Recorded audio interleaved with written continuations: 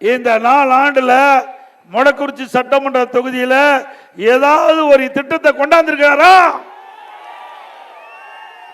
எதுவுமே கிடையாது.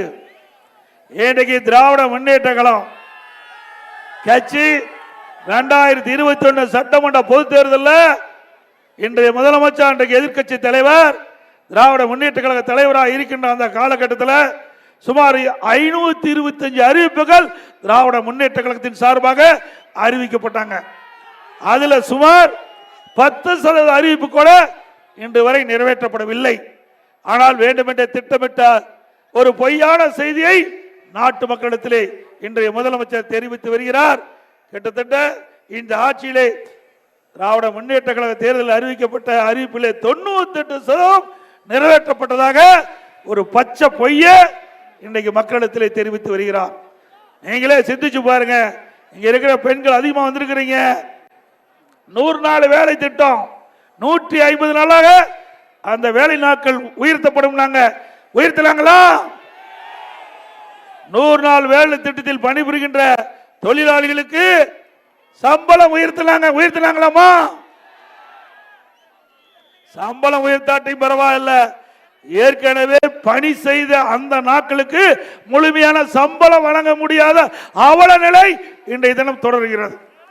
இந்த சம்பளத்தை கூட அனைத்து இந்திய அண்ணா திராவிட முன்னேற்ற கழக கட்சி மத்தியிலே அந்த சம்பந்தப்பட்ட அமைச்சரிடத்தில் எடுத்து சொல்லி இந்த 100 நாள் வேலை திட்டத்திலே பணிபுரிகின்ற தொழிலாளர்கள் அத்தனை பேரும் ஏழை குடும்பத்தை சேர்ந்தவர்கள். அவர்களுக்கு இந்த சம்பளம் முழுமையாக வழங்கப்படவில்லை.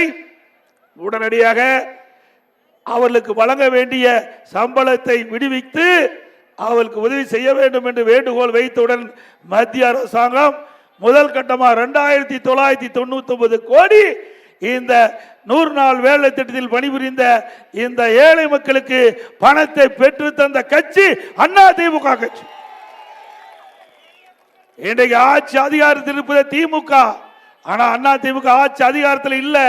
தமிழ்நாட்டு மக்கள் பாதிக்கப்படுகின்ற பொழுது, ஏழை தொழிலாளி பாதிக்கின்ற பொழுது அதை வேடிக்கை பார்க்காமல் ஆட்சி அதிகாரம் இருந்தாலும் இல்லாவிட்டாலும் மக்கள் பணி செய்வதிலே முதன்மையான கட்சி அதிமுக கட்சி என்பதை நாங்கள் நிரூபித்துக் கொண்டிருக்கின்றோம். அதே போல திரு ஸ்டாலின் அவர்கள் ஆட்சி பொறுப்பேற்ற பிறகு இன்றைக்கு உணவுப் பொருட்களுடைய விலை விண்ணை முட்டுகின்ற அளவுக்கு உயர்ந்து விட்டது. அரிசி விலை உயர்ந்து போயாச்சு.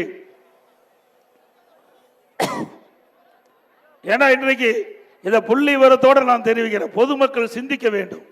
இன்றைக்கு பெரும்பாலும் 65% மக்கள் இன்றைக்கு சாதாரண குடும்பத்தை சேர்ந்தவர்கள், ஏழை மக்கள். அவர் அன்றாட வேலைக்கு சென்றால்தான் அவர் வீட்டிலே அடுப்பு எரியும் என்ற நிலையிலே இருக்கின்ற அடித்தட்டு மக்கள் இன்றைக்கு இந்த ஆட்சியில் விலைவாசி உயர்வால கடுமையாக பாதிக்கப்பட்டிருக்கிறாங்க. இன்றைக்கு அதிமுக ஆட்சியில் பச்சரிசி சாப்பாட்டு அரிசி 1 கிலோ 50 ரூபாய்க்கு வித்தது. இன்றைக்கு திராவிட முன்னேற்ற கழக ஆட்சியில் 1 கிலோ 77 ரூபாய்க்கு விற்குது. அதாவது 1 கிலோவுக்கு 27 ரூபாய் அதிகமா இந்த ஆட்சியில் உயர்ந்திருக்குது. பொன்னி புழுங்கல் அரிசி 1 கிலோ அதிமுக ஆட்சியில் 50 ரூபாய், திமுக ஆட்சியில் 72 ரூபாய்க்கு விற்குது, 22 ரூபாய் அதிகம். இட்லி புழுங்கல் அரிசி 1 கிலோ 30 ரூபாய் அதிமுக ஆட்சியில், இன்றைக்கு திமுக ஆட்சியில் 48 ரூபாய்க்கு விற்குது, 18 ரூபாய் அதிகம். கடல் எண்ணெய் 1 கிலோ அதிமுக ஆட்சியில் 130 ரூபாய், இன்றைக்கு திராவிட முன்னேற்ற கழக ஆட்சியில் 190 ரூபாய்க்கு கடல் எண்ணெய் உயர்ந்திருக்குது. 1 கிலோ 60 ரூபாய் உயர்ந்திருக்குது கடல் எண்ணெயில 1 லிட்டருக்கு திமுக ஆட்சியில். நல்லெண்ணெய் 1 கிலோ அதிமுக ஆட்சியில் 250 ரூபாய், திமுக ஆட்சியில் 400 ரூபாய், கிட்டத்தட்ட 1 கிலோ 150 ரூபாய் திமுக ஆட்சியில் உயர்ந்திருக்குது. துவரம்பருப்பு 1 கிலோ அதிமுக ஆட்சியில் 74 ரூபாய், இன்றைக்கு திராவிட முன்னேற்ற கழக ஆட்சியில் 130 ரூபாய், 1 கிலோவுக்கு 56 ரூபாய் உயர்வு. உளுத்தம்பருப்பு 1 கிலோ அதிமுக ஆட்சியில் 79 ரூபாய், திமுக ஆட்சியில் 120 ரூபாய், இன்றைக்கு 41 ரூபாய் உயர்ந்திருக்குது.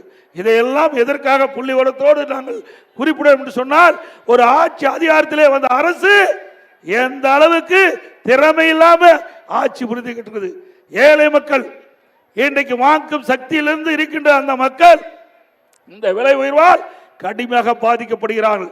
இந்த விலையை கட்டுப்படுத்துவதற்கு இந்த அரசாங்கம் எந்த முயற்சியும் எடுக்கவில்லை. அதே நேரத்தில் அனைத்து இந்திய அண்ணா திராவிட முன்னேற்ற கழக ஆட்சி இருக்கின்ற பொழுது இப்படி உணவுப் பொருட்கள் விலை ஏறுகின்ற பொழுது விலை கட்டுப்பாட்டு நிதி என்று 100 கோடி ரூபாய் அதுக்கு தனியா நிதியை ஒதுக்கி வச்சு எந்த உணவுப் பொருள் விலை ஏறுகிறதோ அந்த உணவுப் பொருள் எந்த மாநிலத்தில் விலை குறைவாக கிடைக்கிறதோ அங்கே போய் கூட்டுறவுத்துறையின் சார்பாக அந்த உணவுப் பொருளை வாங்கி நம்முடைய தமிழ்நாட்டில் கொண்டு வந்து விற்பனை செஞ்சு அந்த விலை ஏற்றத்தை தடுத்து நிறுத்துகின்ற அரசு அதிமுக அரசாக இருந்தது. இன்றைக்கு இவ்வளவு விலை உயர்ந்திருக்குது. இதை கட்டுப்படுத்துவதற்கு இந்த அரசு எந்த நடவடிக்கை எடுக்கல. ஓட்டு போட்ட மக்களுக்கு துரோகம் விளைக்கின்ற அரசு விடியா திமுக அரசாங்கம் என்பதை நேரத்தில் குறிப்பிட விரும்புகிறேன். அதோட இன்றைக்கு எங்க பார்த்தாலும் போதைப் பொருள் விற்பனை அமோகமா நடந்துகிட்டு இருக்குது. இன்றைக்கு நம்முடைய கிராம பகுதியில் இருந்து நகரம் வரை எந்த பகுதியில் பார்த்தாலும் கஞ்சா விற்பனை அமோகமா நடந்துகிட்டு இருக்குது. கஞ்சா விற்காத இடமே இல்லை. உண்மைதானே? இன்னைக்கு தொலைக்காட்சியிலையும் பத்திரிகையிலையும் பாருங்க, இந்த செய்தி தான் அடிக்கடி வந்துகிட்டு இருக்குது. இன்றைக்கு தமிழகத்தில் பல்வேறு இடங்களில் தினந்தோறும் போதைப் பொருள் கண்டுபிடிக்கப்பட்டு நடவடிக்கை எடுக்கப்பட்டதாக அன்றாட செய்தி, தொலைக்காட்சி செய்தி, பத்திரிகை செய்தி. திராவிட முன்னேற்ற கழகம் ஆட்சி பொறுப்பேற்று ஒரே ஆண்டு தான். அந்த ஒரே ஆண்டில் இன்றைக்கு தமிழகத்தில் போதைப் பொருள் நடமாட்டம் அதிகரித்து விட்டது. அதை கட்டுப்படுத்த வேண்டும் என்று திராவிட முன்னேற்ற கழக அரசுக்கு பிரதான எதிர்க்கட்சி என்ற முறையில் நாங்கள் எச்சரிக்கை விடுத்தோம். ஆனால் இந்த அரசு அதுக்கு உரிய நடவடிக்கை எடுக்கல. அதனால இந்த 4 ஆண்டுகளில் போதைப் பொருள் விற்பனை அதிகமாகி இன்றைக்கு மூளை முடுக்க அனைத்து பகுதியிலும் இன்றைக்கு போதைப் பொருள் விற்பனை தங்கு தடையில்லாம விற்கப்படுகிறது.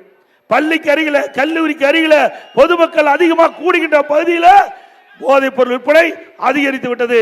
இதனால் மாணவர்கள், இளைஞர்கள், பொதுமக்கள் இந்த கஞ்சாவுக்கு அடிமையாகி சீரழியக்கூடிய நிலை தமிழகத்தில் ஏற்பட்டிருக்குது. இதுக்கு காரணம் திரு ஸ்டாலின் அரசாங்கம் தான் பொறுப்பேற்க வேண்டும். ஏனென்றால் நம்முடைய குழந்தைகள் நம் கண் முன்னே சீரழியக்கூடிய நிலை இந்த ஆட்சியிலே தான் பார்க்கப்படுகிறது.